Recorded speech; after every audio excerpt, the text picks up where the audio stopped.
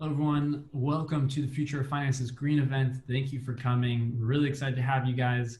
We have an amazing lineup of speakers, of startup pitches, and this topic is just really exciting for me because I think financial services is such a big pillar within sustainability, right? You think of innovation, you think of policy, you think of education and culture change, and you think of investments, right? Financial services has such an influence on how our world looks, how our society is shaped.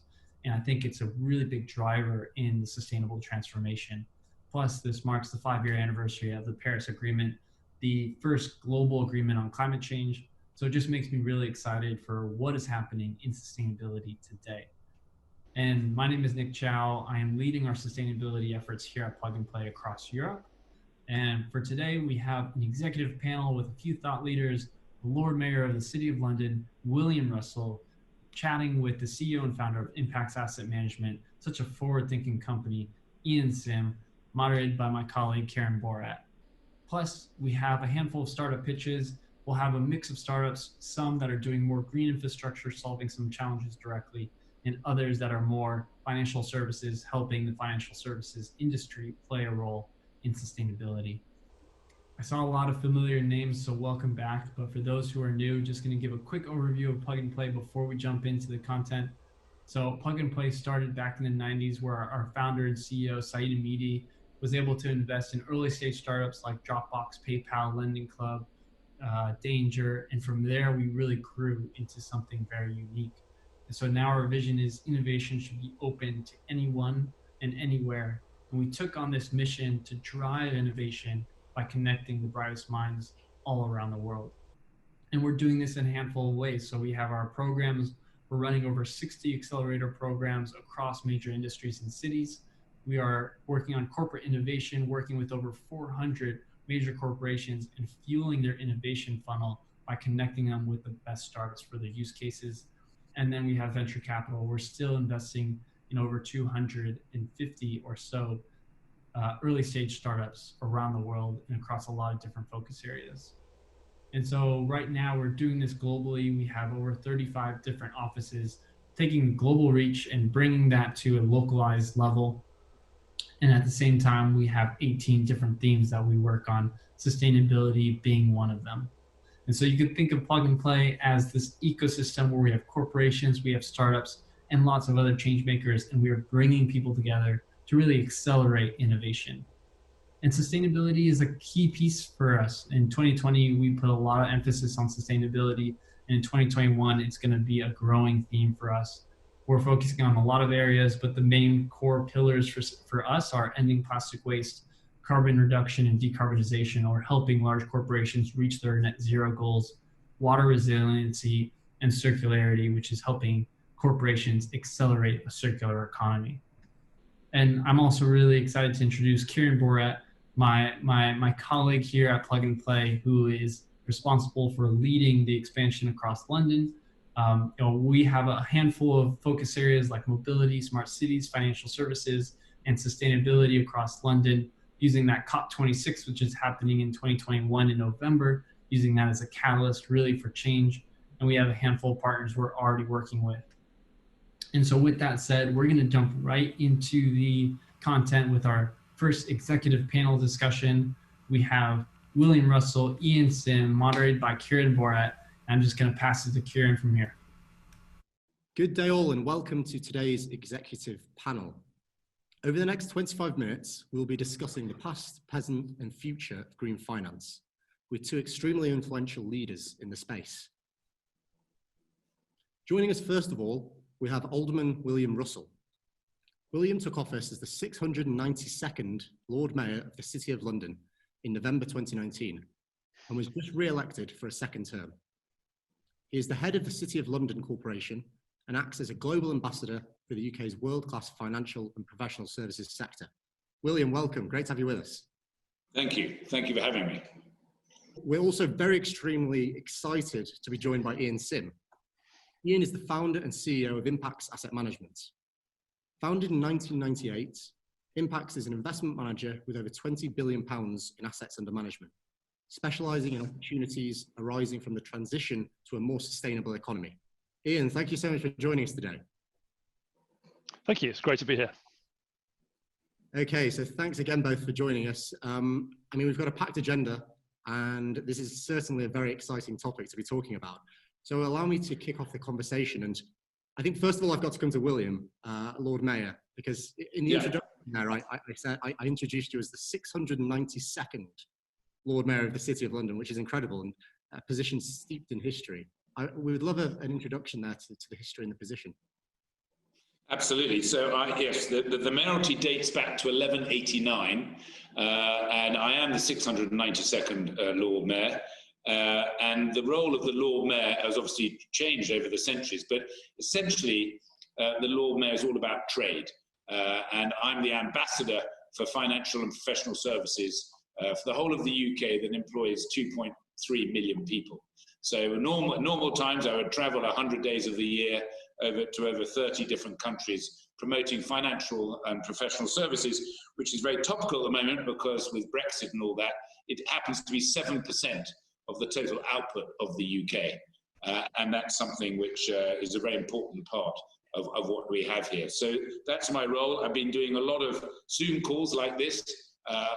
Today, I was on a virtual trip to the Gulf, and I'm on a virtual trip I was a virtual trip to China as well. So a lot of it's been virtual, but funny enough, I've reached more people probably as Lord Mayor under COVID than I would have done in normal times. So look, it's a huge privilege, and I'm very excited about this green agenda and I call myself a green Lord Mayor, and it's now the green brick road to COP26, not the yellow brick road.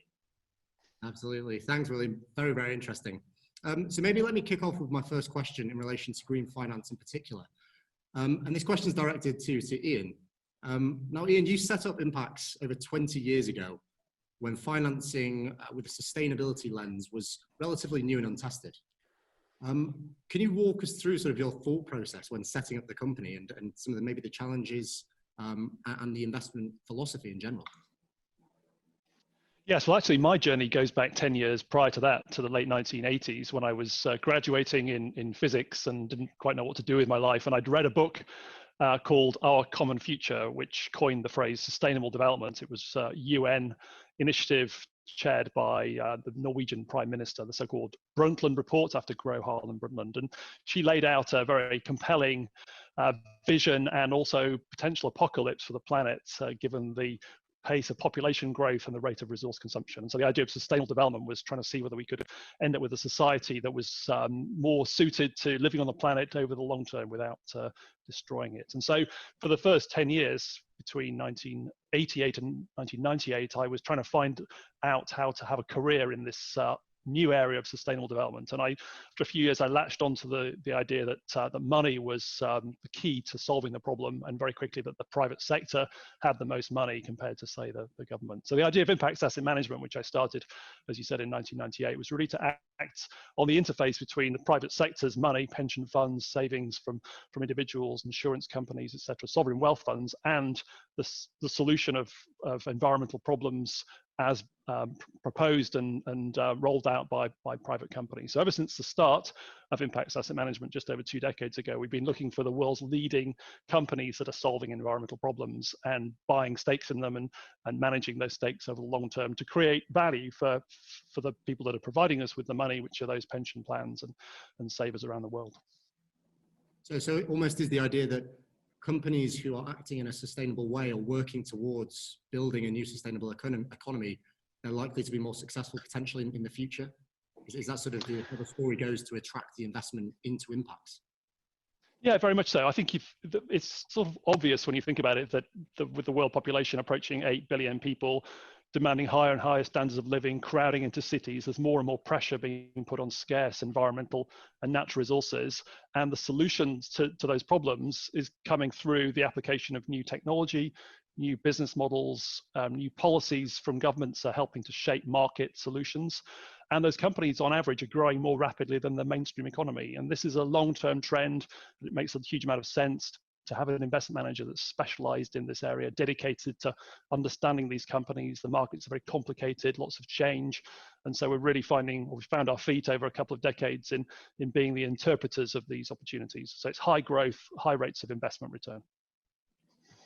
And William, I know this is obviously a very important topic for you and your remit with the City of London Corporation. I mean, how are you going about sort of continuing to pull big finance to adopt sustainable investment practices?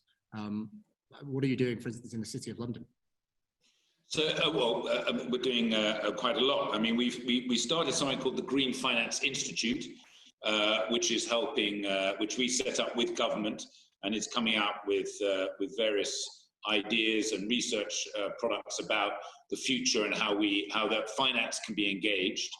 We hosted just a month ago the Green Horizon Summit, which attracted over 90 different countries, something like 9 million Twitter feeds, or on 9 million things on Twitter, and then and had I mean 30,000 people had registered to take part in it. So and that was, I co-hosted that with myself and Mark Carney, and you know, as Ian knows, this is a massive opportunity for the UK and for the city to be known as the green finance centre of the world. Ian was there a long time before most of the other asset managers, and they're all playing catch up. And well done, Ian. But I just think that, you know, great opportunity. We have the Impact Investing Institute, and we have everyone buying in to the fact that this is an opportunity for the city to be the green finance centre. I mean, during the Green Horizon Summit, the Chancellor came out and said that the government would issue a green gilt, and then we had humanitary signing up to TCFD by 2025. We'd like it to be a bit sooner than that, and I'm sure most people will sign up before then. So lots of good things coming out of the city, and we can influence the world in this, as Ian's company has as well. And I think it's very exciting. But we've got this, you know, this road to COP26, and we're hoping that at COP26 we can create a green finance pavilion throughout the 2 weeks as it goes on for, and have different sectors of what they can do to encourage investment in the sustainable space and get to where we need to get to by 2050. And you mentioned COP26 there, William. I mean, presumably there'll be lobbying and potentially policy discussed at COP26. And presumably policy has a large impact on the development of sustainable investment, green finance in general. Perhaps Ian or William, you'd like to comment on the role of policy? Well, I'll let Ian go on that one. Yes, I mean, look, I think, as I mentioned before, many of the exciting areas that we're investing in have some kind of policy shaping opportunities. So be it quotas for renewable energy or market rules around trading distributed energy from, say, solar panels on your roof, rules around automotive emissions limits, which shape the sale of vehicles, rules around water abstraction, rules around recycling rates. These are all usually without subsidy. They're market design interventions. And so it's absolutely critical, if we're going to reach some of these environmental targets like net zero, that governments around the world do what they can to shape appropriate market solutions so the private sector can come in and provide the goods and services to get to the goals. Now, what's really important in the context of net zero and the 2050 targets is that governments around the world, and I know the UK is leading the way in this, work out what we need to do sector by sector to get to net zero. So Impax and a number of other investment managers are calling for more clarity around what we call a sector roadmap. So how do we take the vehicle markets forward? How do we shape our power and energy markets over the next 30 years? What do we do about materials? What do we do about food? So companies, investors, banks, and government need to collaborate to lay out these sector roadmaps. If we do that in a smart way, there can be minimal amount of subsidy and maximum amount of value creation, maximum amount of jobs, and for many countries, huge export potential as well. So, I mean, I'll just add to that. You look at the fintech sector, and one of the reasons why fintech's been so successful here in the UK, as you know, is around the regulatory environment.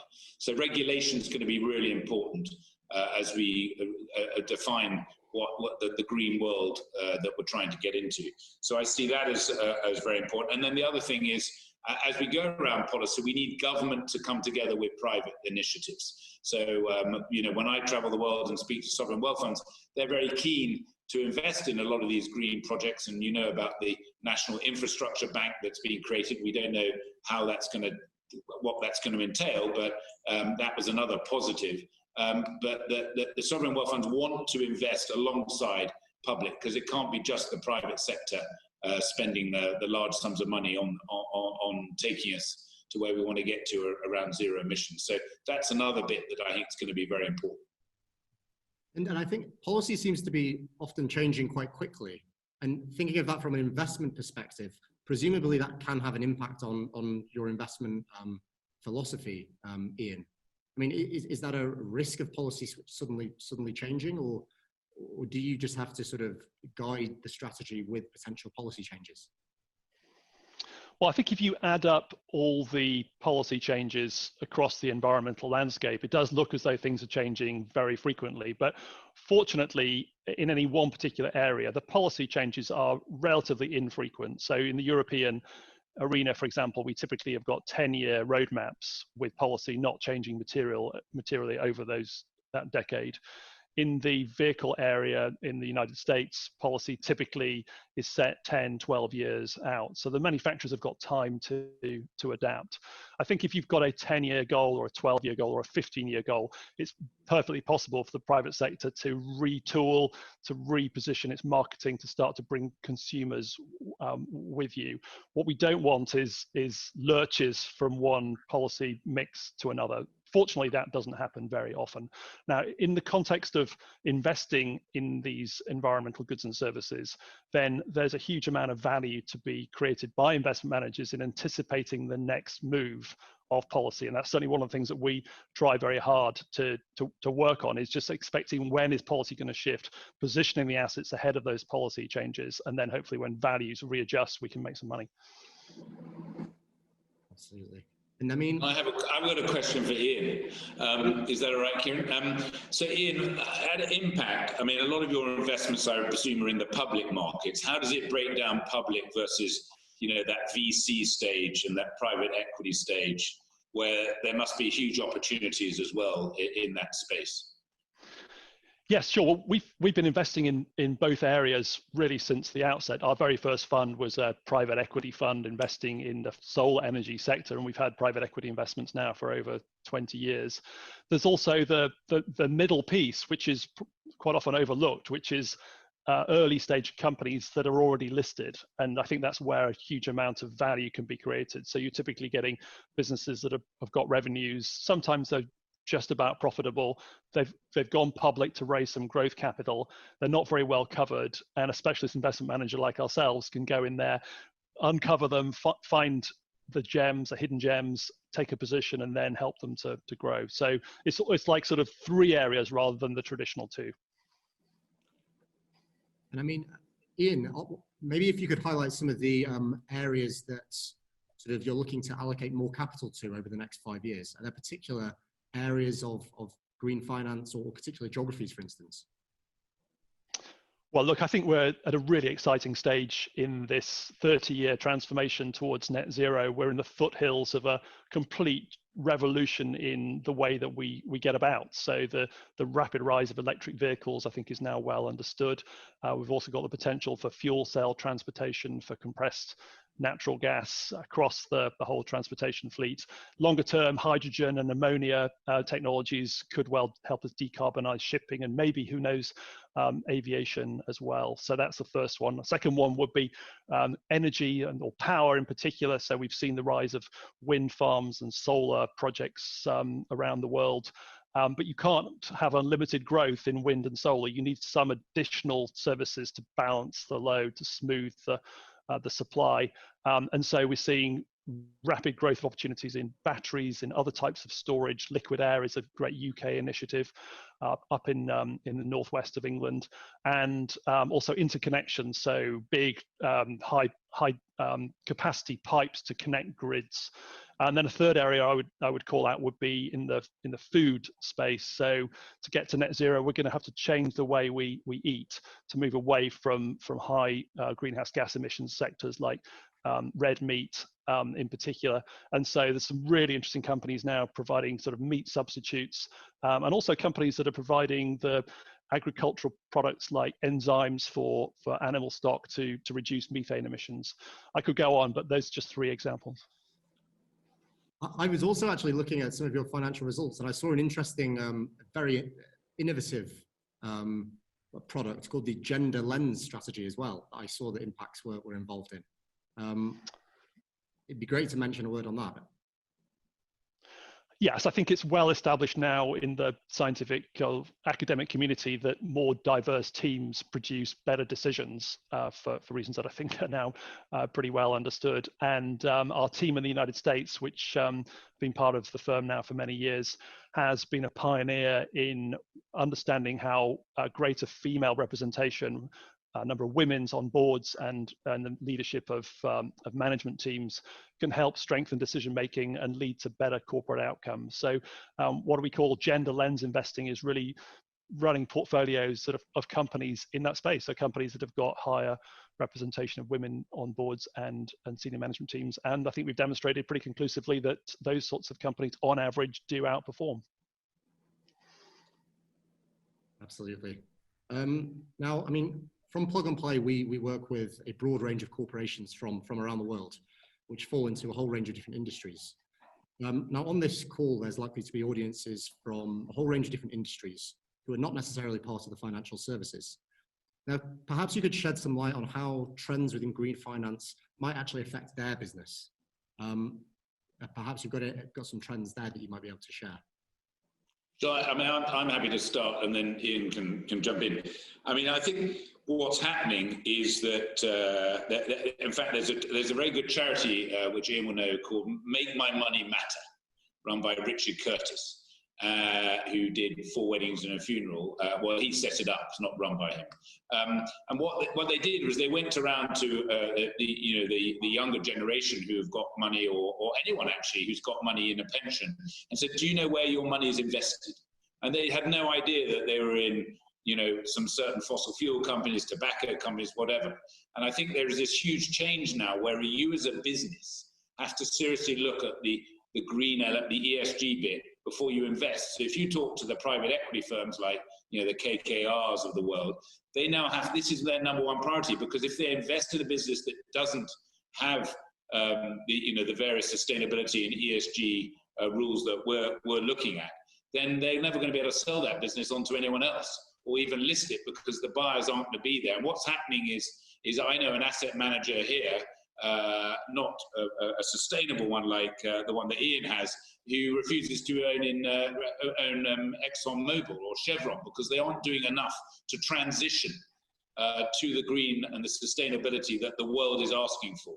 And that's where there's a lot of power coming from investors to force companies to make these changes. So all I would say is that even though you may not be in the green area, be aware of it, because to be frank, you won't get the investment, because those are the questions being asked by private equity, VCs, and asset managers, and they just simply won't invest in you if you aren't on top of the green game.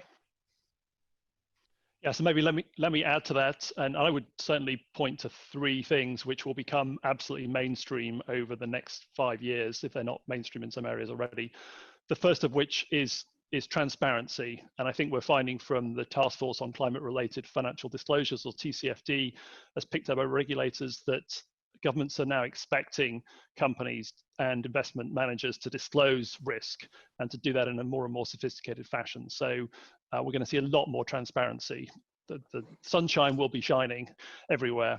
Secondly is stewardship and engagement. I think it's no longer possible in the investment community to just buy shares and then close your eyes. As William says, you have to understand what you're buying. And I think there's huge opportunity to be responsible, long-term critical friends to the companies whose shares you own, to engage with the management teams, to point out what they might consider to improve how they're running the business.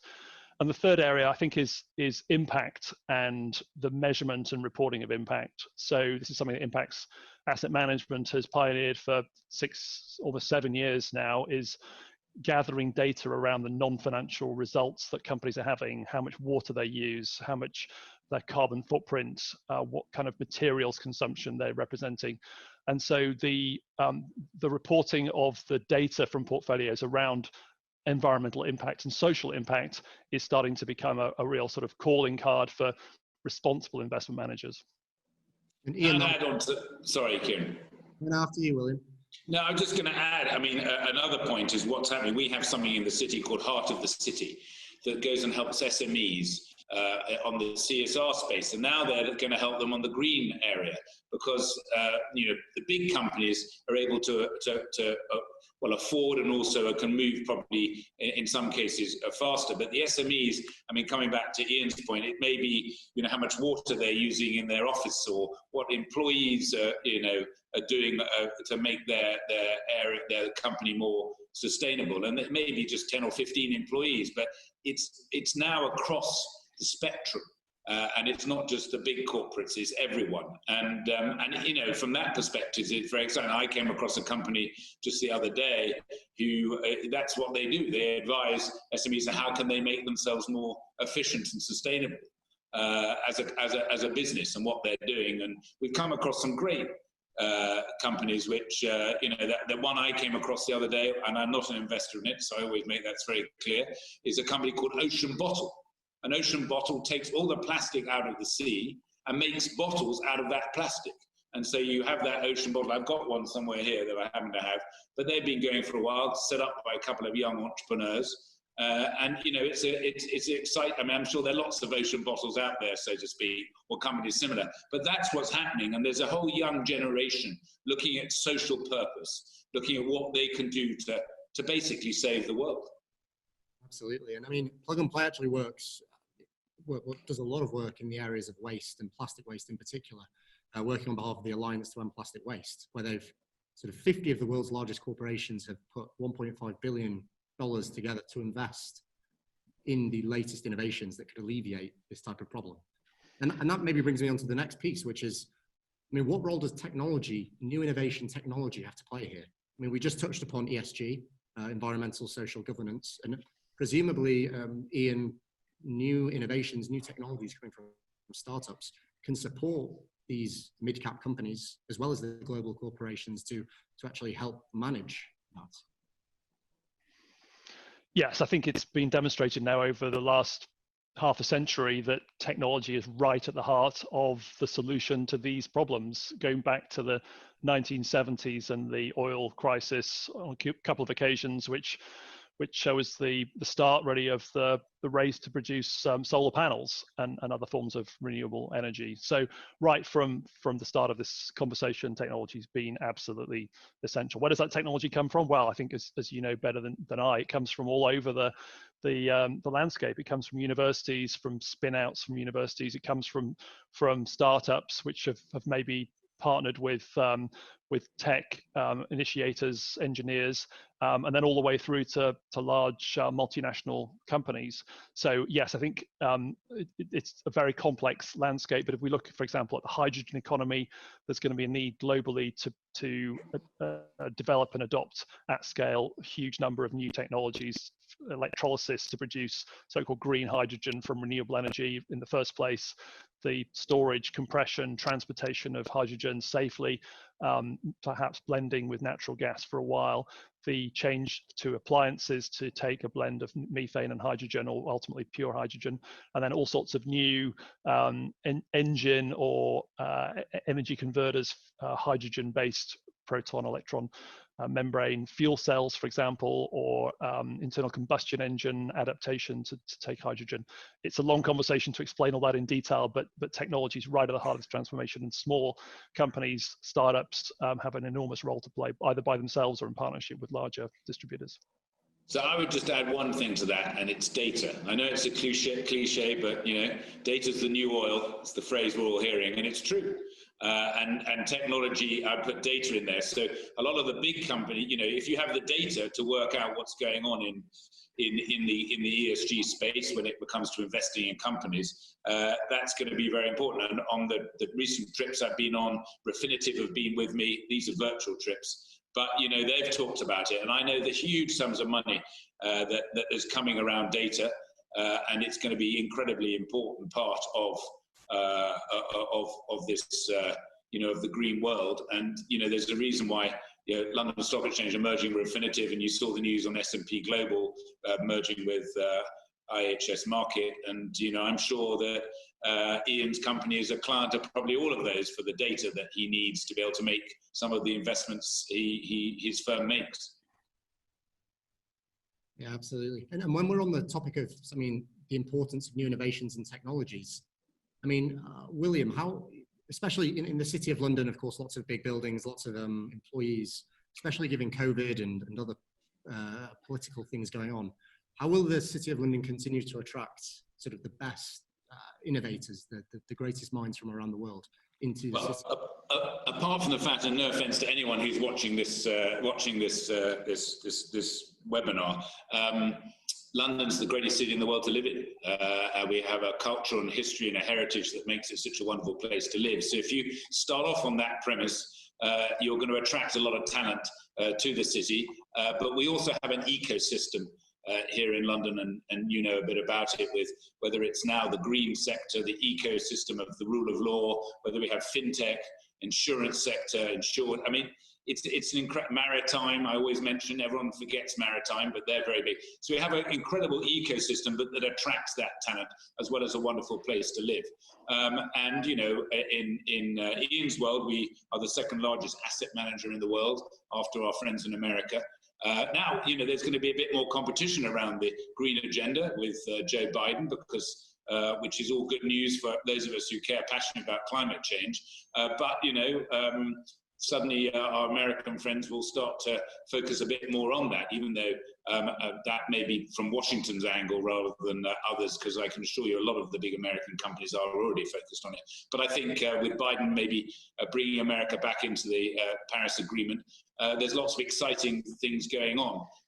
But London has that ecosystem, and I think it will stay. And you haven't even mentioned the Brexit word, but whenever this goes out, we'll probably know whether we got a deal or haven't got a deal. But I'm always asked what effect's that going to have on the financial sector, and I said we prefer a deal, but a lot of the financial sector is ready for no deal if it happens, and will continue to hopefully do well and thrive like we have done for centuries. We've been innovating for the last 500 or 600 years. So you mentioned history at the start, Kieran. That will continue. And it's interesting that you mentioned some US politics there in the mix. And Ian, presumably that could be a positive for your business in 2021. Yes, I think we're seeing three very significant positives for our sector going into the new year. As you say, the new presidency from January 2021. Joe Biden's already announced many intentions in the green space, not just rejoining the Paris Agreement on the first day of office. Secondly, actually further east or out to the east in China, there's a new 5-year plan about to be announced. There will be another big component to sustainable development in that, and that's very exciting for all our Asian investments. We have an office in Hong Kong, have done for 13 years, so they'll be looking at the details of that. And then, of course, as William said at the start, the run-up to COP26 in nearly 12 months from now is going to be a very long but exciting runway with lots of announcements about climate change commitments. So yeah, we're very excited about the prospects for next year. Well, I think we've pretty much running out of time. So I'd just like to take this opportunity once again to thank you both, William, Lord Russell, and Ian. Thanks so much for your time this afternoon. And I think it's fairly obvious that there is a transition to sort of a sustainable economy, and it's certainly likely to be a really interesting year next year. Thank you very much. Yes, thank you, Kieran. Thank you, Kieran. Thank you. I really enjoyed that discussion. It covered so many topics, from food to energy to policy to investments to history. And I think that really just goes to show that there's so many different solutions that are needed to solve some of these big sustainability challenges. And that's why I'm excited for the next half of the startup pitches, where we're going to listen to a handful of startups from the green infrastructure side solving these challenges more directly, and also some green financing startups who are helping the financial services industry play a role within sustainability. And so at Plug and Play, we're all about building connections, driving innovation. So please, if you're interested, if you have a use case for some of these startups, you'll see a slide like this right after they pitch. You'll have a poll on your screen as well. Use that poll to let us know if you want an email introduction after this. We'll work with the founders to make that happen after the event. So please use that. And so first up, we are going to cover the green financing startups. And with that said, I am excited to introduce Impact, who's helping cities and companies finance their CO2 reduction efforts. Hi, everyone. My name is Mathieu Carlier. I'm the CEO and founder of Impact. It's a pleasure to be here at the Plug and Play event on the future of finance is green. And in brief, Impact is an IoT solution to measure, reduce, and monetize greenhouse gas emissions for companies and cities. A little bit about ourselves. Impact, while we are a startup company, we actually have some experience. We were, some of us, ex-UN CEOs in the United Nations system. And some of our founders have been scaling agencies to $1.2 billion in revenues, 7,000 staff. And during that time in leading those agencies, we were really having some insights into connecting financial institutions with sustainable and green projects. With Impact, what we are seeing is that there is a strong pressure to reduce greenhouse gas emissions, and specifically carbon emissions, by 40% by 2030. A lot of companies are seeing a lot of stringent regulations appearing. Cities are making a lot of commitments to reduce carbon emissions, and the pressure is very strong at the moment to do something about climate change. What we are seeing is that there is, however, a misalignment between green finance institutions and the companies themselves. There is a gap, and let me explain you why. On the one hand, what we are seeing is that banks, insurers, and asset managers actually have money to invest into green projects, but they lack the bankable projects. They struggle to find the good projects they can invest in and that are bankable and green. And there is a dry pipeline. It's difficult to find the good projects. On the other hand, what we see is that a lot of companies and cities are starting to understand their carbon footprint. How can they measure their carbon footprint? What do we have to account for? Where should we start? Is often the first question. The next question is, how can they reduce emissions? And this is also a quite difficult thing for them, because there's a lot of green initiatives they can drive, and finding the right ones is not always easy. And then how can they finance their reductions? Because usually it requires some investment, some efforts to bring those innovations or those reductions to life. And finally, a few of them have a good knowledge, understanding of green and sustainable finance instruments. So they really struggle to understand the green finance environment. And this is what we are trying to solve. At Impact, we are trying to first measure greenhouse gas emissions to help cities and companies understand and get to their carbon footprint automatically, very fast, at a very low cost. So they can find some reductions, emission reductions. We help them with actionable insights, with ways to reduce their emissions. And then we help them access to finance their efforts through innovative and emerging climate instruments. And so all this is packaged into a software platform, an IoT platform, where they can get their automated carbon footprint, get insights into the reductions, get their data certified and trusted by the finance world, and access to revenue and debt instruments, so they can finance their decarbonization efforts. Behind the software, there is a powerful technology and solution based on satellite data. We're capturing data from many different satellites. We are deploying some ground sensors. We are putting an AI and machine learning on top of the data, and some climate modeling, and bringing also some carbon monetization platform. We are trusted by large organizations. We've worked with 8 different cities in Europe. We are accelerated by Google. Climate Kick is our investor. And we're working with many different corporates. And we're trusted, for example, by a coalition of 10 shipping companies. Now, we'd like to get in touch with you and talk, discuss some potential new data and financial products, new business models for your existing clients, and reaching out to new clients, perhaps together. We already do this with some corporates and hope you will reach out to discuss about this with me. Thank you. All right, that was Ever Impact, everyone. You should now see a poll on your screen. Feel free to use that to let us know if you're interested in connecting with them.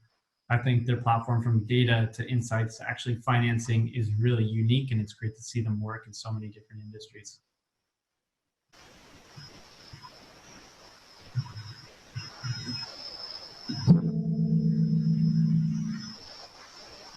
Next up, we have Helios, really pushing the boundaries of what sustainable banking is through a new, transparent, and sustainable banking model. So hi everyone, I'm Julia. I'm the CEO and co-founder for Helios, helios.do on the internet if you want to check our website. So what is Helios? We are a purpose-driven company on a mission to tackle climate change. We're building a new banking model that is based on transparency and which directs our users' money towards environmentally friendly investment projects. So I'll start with the issue we're tackling. We're tackling the issue of the carbon footprint of our money. So one key data here to really explain it all.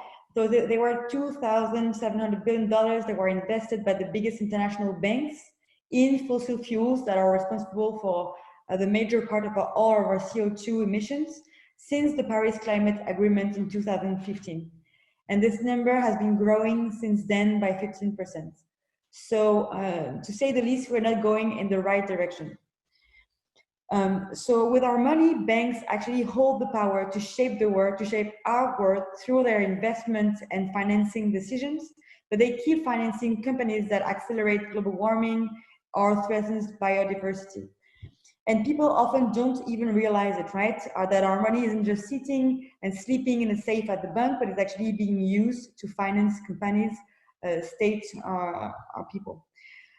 And at Helios, we believe that it is now the time to reverse this trend, and we need to leverage collectively our savings to tackle the climate crisis starting today.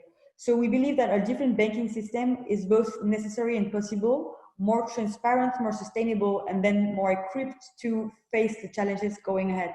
And we're on a mission to prove it. So we are creating the first eco-bank, a new banking model focusing on transparency and sustainability. But what is an eco-bank, right? So there's 3 pillars to it. The first one is really transparency. So we allow and empower our users to actually understand where their money goes, how is it used by the bank, and to which projects it is directed, right? Second is we cease to fund damaging industries that are threatening in the future, from fossil fuels to chemical pesticides to factory farming, armament, etc. There's a very strict exclusion list implemented. And finally, we direct the deposits of our clients towards the champions of the new green economy. So for instance, we support the key sectors driving the ecological transition, from local production to plastic recycling to renewables, to also new, more sustainable agricultural systems, circular economy, or even lower carbon transport modes. So we are at the very first step of this journey. We will go live with the first current account, sustainable current account, in a few weeks from now. But this is only the first step, right? We're building savings and credit products going ahead to really offer a full banking alternative to users. So to the audience present, if you are interested and if you share our vision of the banking system, please reach out and let's build this future all together. All right, that was Helios, one of my favorite fintechs out there right now. I've signed up for their waitlist for 2021, so excited for next year. Feel free to use that poll if you want to connect with them.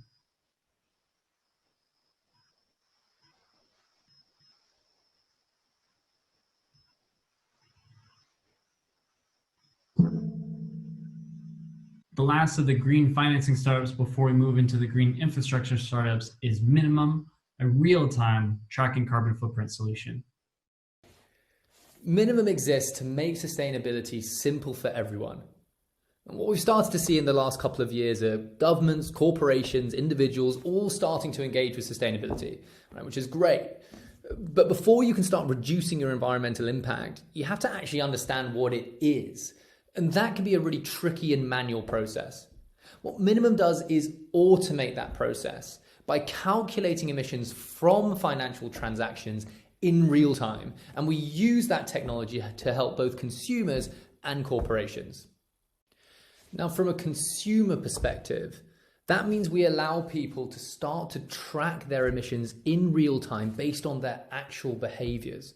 Right? We can show people where their emissions are coming from, how they break down, and give them actually personalized habit-forming advice on how they can reduce their footprint in ways that are easy for them.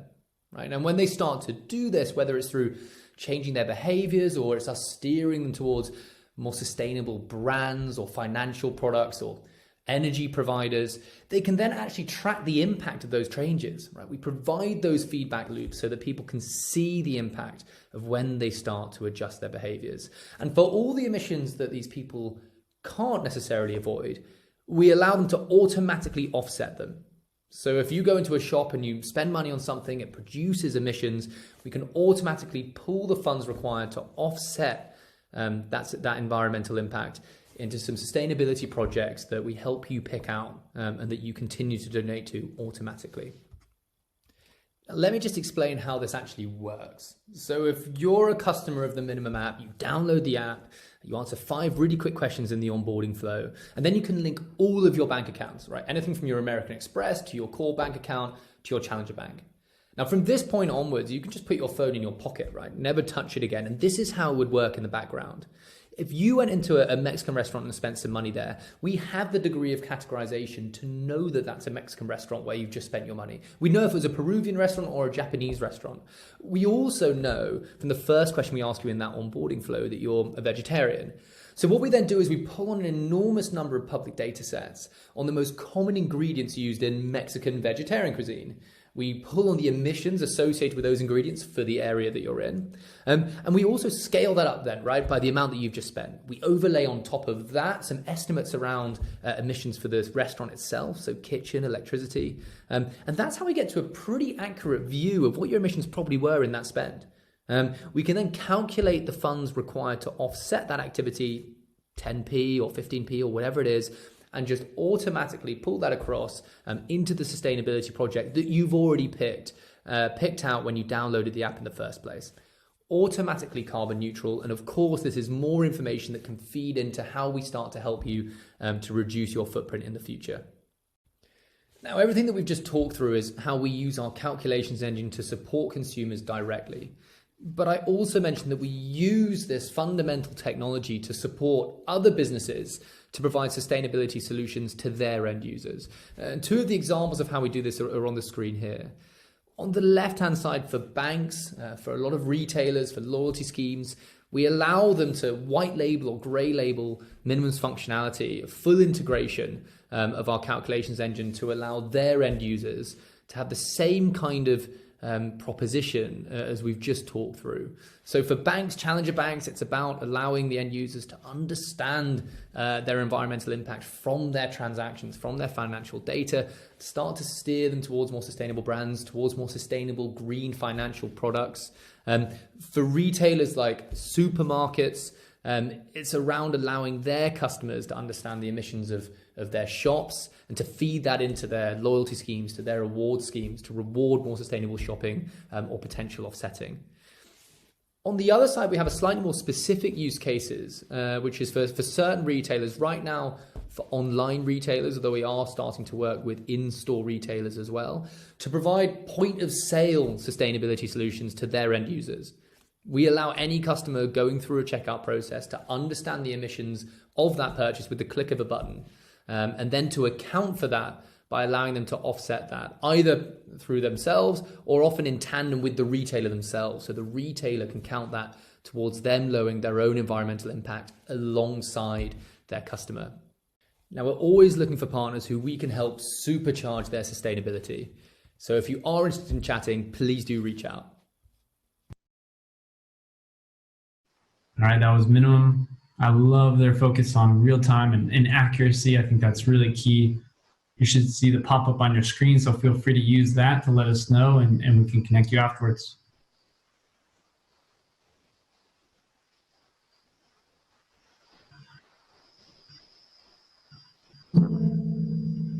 Now we move on to our green infrastructure startups, solving some of the challenges that actually were discussed in the panel discussion. So first up, we have Enapter, who's working on electrolyzers for cost-effective green hydrogen. Ladies and gentlemen, despite the fact that it is only virtual and pre-recorded, I am very happy to have the opportunity today to talk to you a little bit about the IM electrolyzer and Enapter. My name is Thomas Krometzka, and I'm the head of strategy at Enapter. We have set up Enapter, an award-winning company, as you can see, to do a few things differently in the hydrogen sector, but I'll be coming back to that topic in a second. We're talking hydrogen here today because we believe that the hydrogen is the missing link in the energy transition, and when we talk about hydrogen, we absolutely mean green hydrogen. Electrolyzers, our product, are a way to turn sunshine and water into a green fuel, a green gas that can be used in any kind of application, be it in synthetic fuels, in electricity storage, or in many direct use cases in the industry for heating, and absolutely what we need when we are thinking about how to decarbonize our future. Our electrolyzer is different from what you see in the market because it is designed as a product. You can see here that it is a form factor that can easily be fitted into a 19-inch rack. It has a very low production rate with 500 norm liters per hour and a power consumption of 2.2 kilowatts.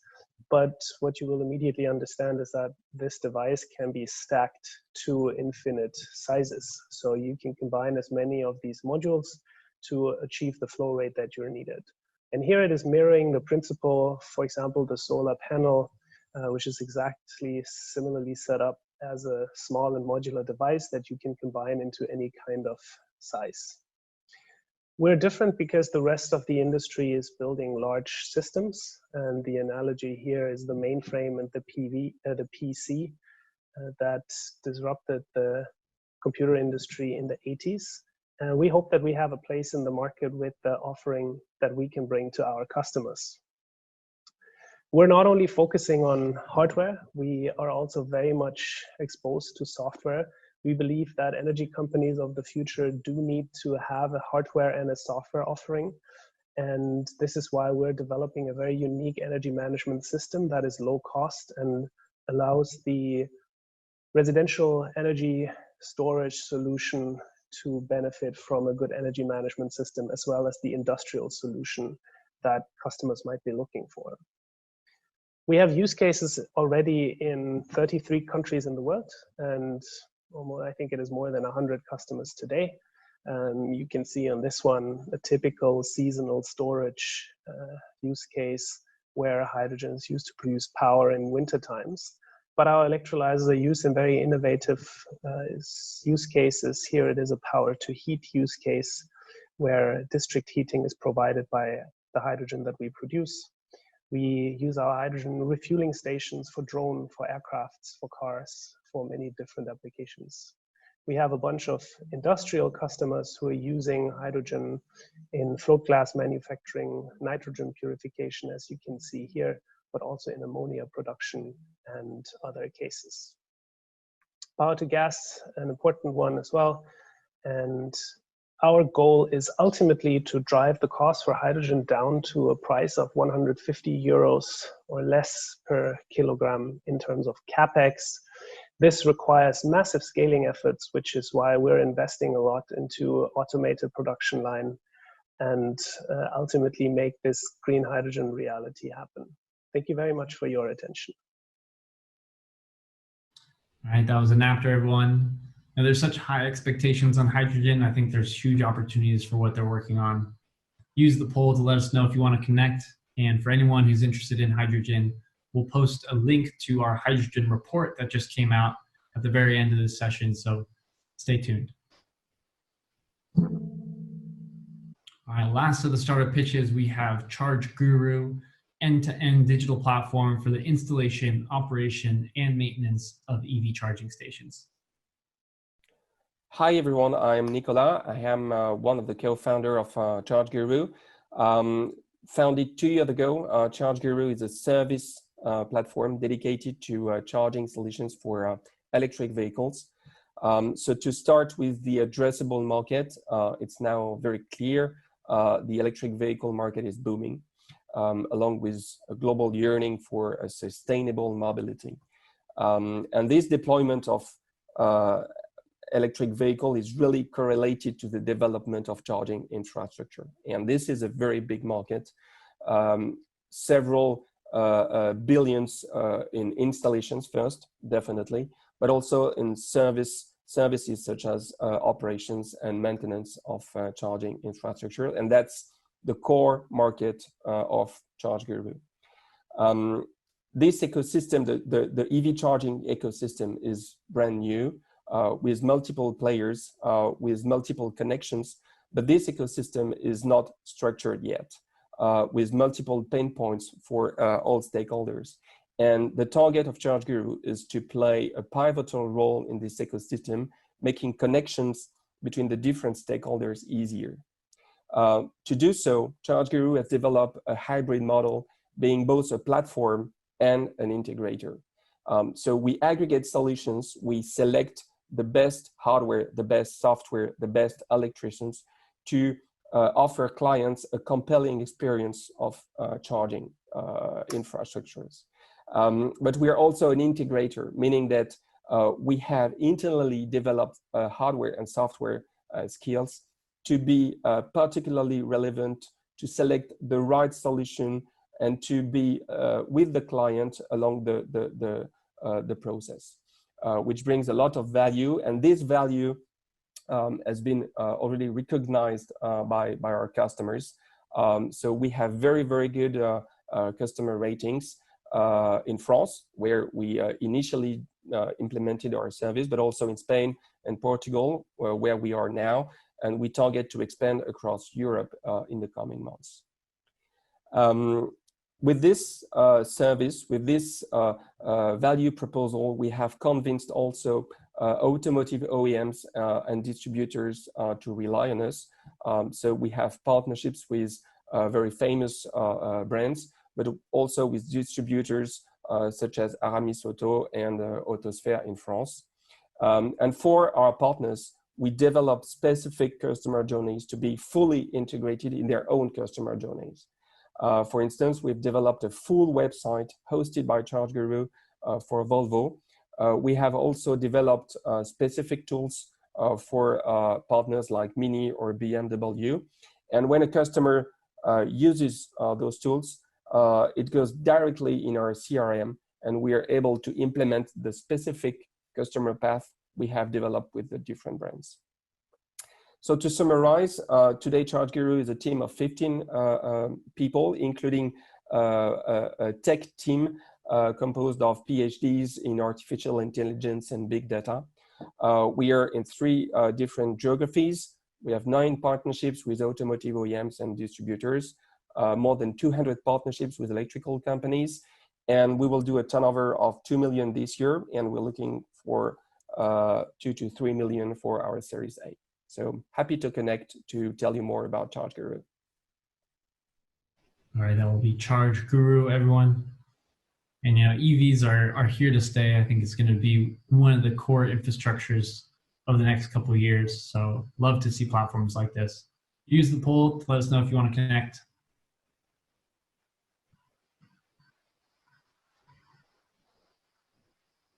All right, everybody, that wraps up our content. We hope you enjoyed. Thank you so much for joining. A few last things that you don't want to miss. So first off, we launched a poll if you're interested in connecting with us to learn more about sustainability and what we're doing in 2021. We have big plans around carbon, around water resiliency. We're working with some of our partners on COP26 and expanding ending plastic waste platform. So feel free to reach out. or you can reach out directly using our emails there on the screen. Kieran is leading our expansion into London, and I'm working on sustainability broadly across Europe. Secondly, we have a little holiday gift for you. Feel free to check out the link that I just put in the chat. That's our hydrogen report. So big shout out to our energy team. And lastly, climate does not wait for us. So we are moving into the next year really quickly with 2 other events. The first one in January around Sustainable Fashion Initiative, discussing the future of fashion.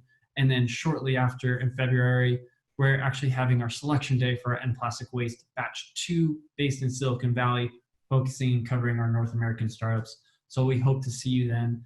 If we don't talk before the new year, enjoy, happy holidays, have a good rest of your year, and looking forward to talking soon. Thanks, everyone. Bye.